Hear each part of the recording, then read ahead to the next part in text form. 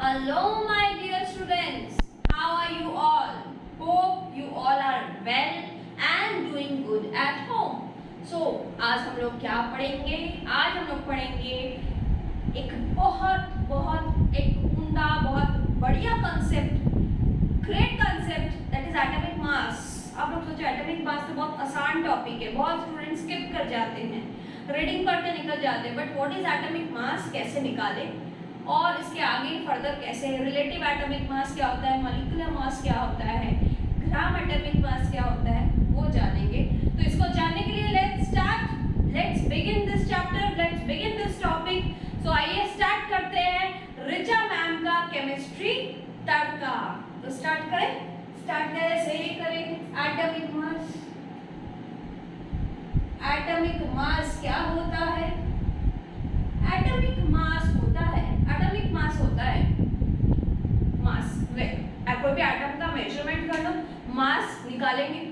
तो इस atomic mass को मेजर करने के लिए आज हमारे पास काफी सारी टेक्निक्स है, बहुत सारी टेक्निक्स है, अलग अलग इंस्ट्रूमेंट्स है, मास स्पेक्ट्रोमीटर है, जिससे हम लोग जस्ट उसमें डालेंगे एटम, जो एटम का मास निकालना है, और कंप्यूटर में डिजिटल प्रिंट में हम लोग आराम से उसका एटॉमिक मास निकाल सकते हैं.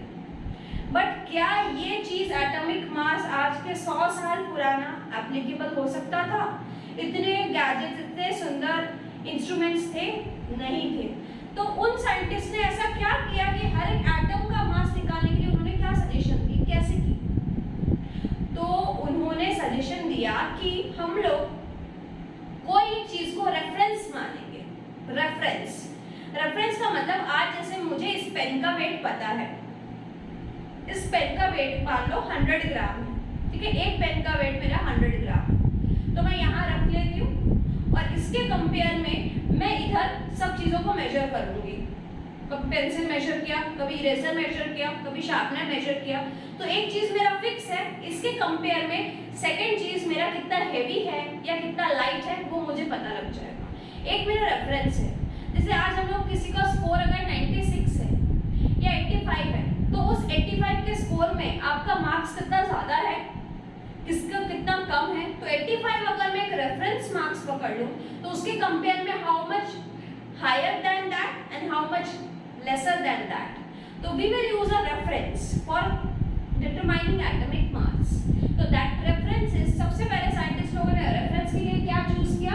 सबसे पहले हाइड्रोजन के लिए रेफरेंस के लिए चूज किया कि एक साइड में हाइड्रोजन पुट किया और दूसरी साइड में अलग अलग एटम्स पुट करते गए, हीलियम, नियॉन, आर्गन, कुछ भी, एनी कोई भी एटम्स पुट किए. तो उन्होंने सारी एटॉमिक मास निकाल ली.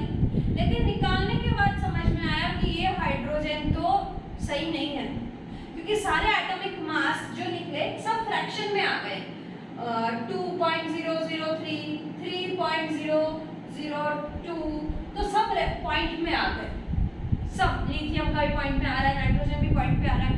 सबका अगर एटॉमिक मास पॉइंट पे होगा तो बेसिक चीजें इतना ज्यादा फ्रैक्शन में, तो कैलकुलेशंस, जो कॉम्प्लेक्स कैलकुलेशन है, बहुत ज्यादा कैलकुलेशंस हो जाएंगी.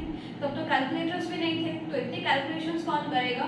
तो इस हाइड्रोजन को हम लोग हटा देते हैं कि ये हाइड्रोजन चूज नहीं करेंगे. रेफरेंस के लिए हाइड्रोजन को ओमिट किया.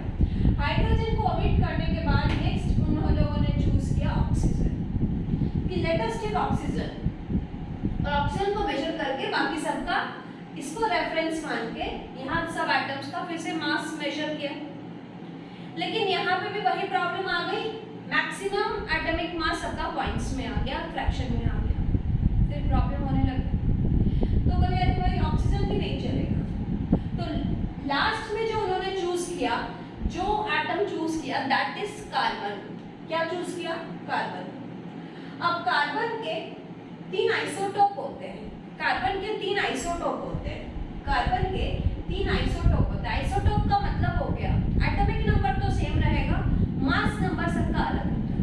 जैसे कार्बन के आइसोटोप C12, C13, C14, सबका एटॉमिक नंबर 6 है, लेकिन मास नंबर एक का 12, 13, 14.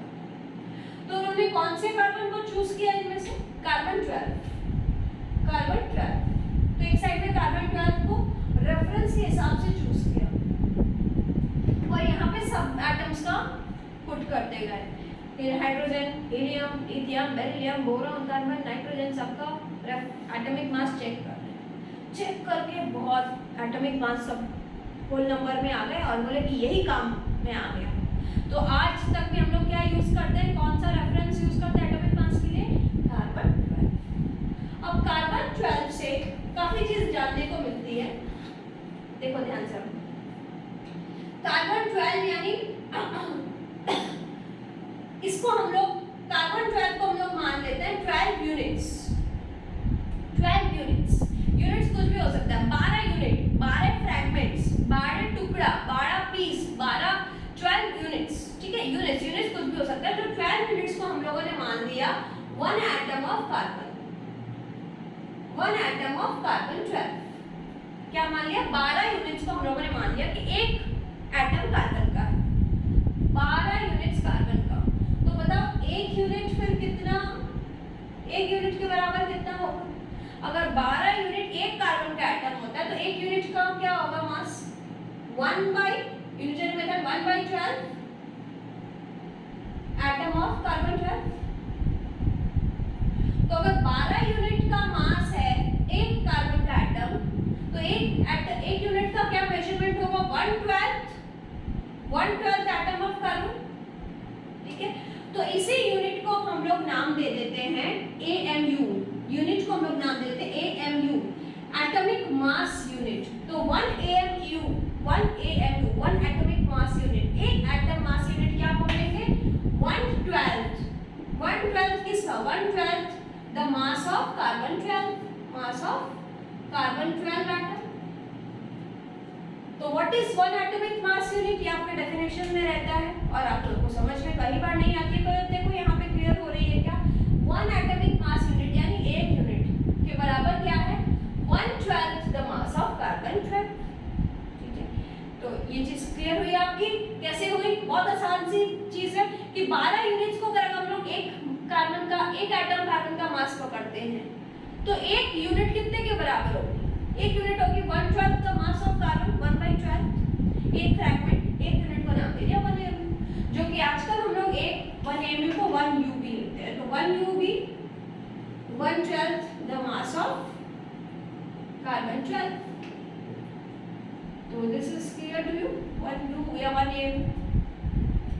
अब आप लोग पूछोगे मैम एक AMU तो समझ में आ गया, लेकिन एक AMU के बराबर कितना ग्राम होता है, क्या ये चीज ग्राम के बराबर है, क्या AMU और ग्राम इक्वल होते हैं? तो आइए देखते हैं कि AMU और ग्राम में क्या है, AMU और ग्राम। हाँ, अब बताओ एक AMU के बराबर क्या हो गई, 1/12 into mass of carbon 12। Carbon 12 क्या है, आइसोटोप है, कार्बन है, नॉर्मल कार्बन जिसका मास नंबर 12, 1 AMU के बराबर इतना है, ठीक है। 1 AMU equals to 1/12 into carbon का मास क्या है वो पता करना है। तो देखो इस चीज को हम लोग कैसे निकालते हैं, ये आपने उतार दी, मैं इसको इरेज कर देती हूँ, ये तो आपने उतार दी होगी अभी तक।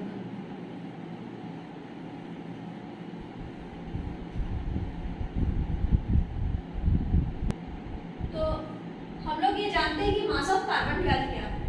तो देखो मास ऑफ कार्बन 12 क्या है, मास ऑफ कार्बन, कार्बन का मास क्या है, कार्बन का एटम में, इस कार्बन के एटम में क्या क्या चीज होता है, 6 प्रोटॉन होता है, 6 न्यूट्रॉन होता है और 6 इलेक्ट्रॉन होता है, ठीक है।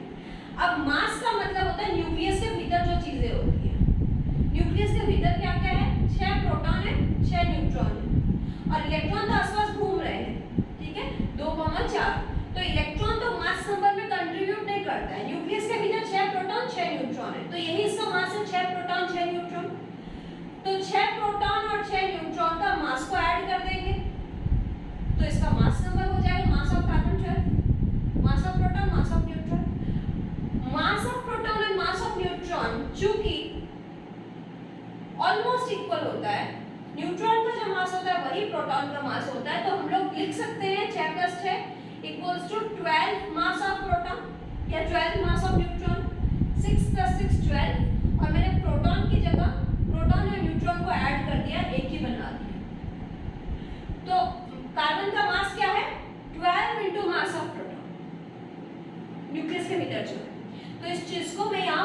देती हूँ। मास ऑफ कार्बन 12 क्या है? 12 into mass of proton, mass of proton 12 क्यों? प्रोटॉन और न्यूट्रॉन को मिला के 12, और प्रोटॉन और न्यूट्रॉन का चूंकि मास सेम है तो मैंने एक ही ले लिया, प्रोटॉन बना दिया या न्यूट्रॉन बना दिया।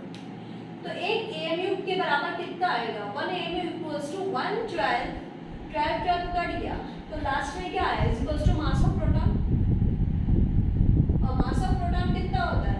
मास of proton is 1.67 into 10 to the power minus 24 gram आ गया 1 AMU के बराबर। तो ये आपकी बुक में मेंशन की हुई है, जो स्टूडेंट्स को नहीं समझ में आती है कि AMU के बराबर क्या है। तो 1 AMU is equals to 1 point, मैंने किधर से काट दिया, 1.67 into 10 to the power minus 24 ग्राम। तो ये AMU is equals to mass of proton। तो यानी कोई भी AMU से अगर हम लोग को ग्राम में जाना है तो यानी मास ऑफ प्रोटॉन के साथ मल्टीप्लाई करना पड़ता है।